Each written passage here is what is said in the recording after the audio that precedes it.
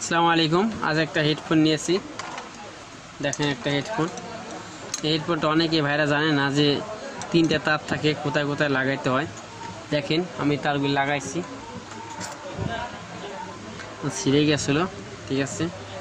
দেখেন আমি লাগাইছি, দেখেন আমাদের যে লাল একটা তার থাকে এটা লাগাইছি আমরা, দেখছেন একেবারে প্রথমে এখানে দেখা যায়।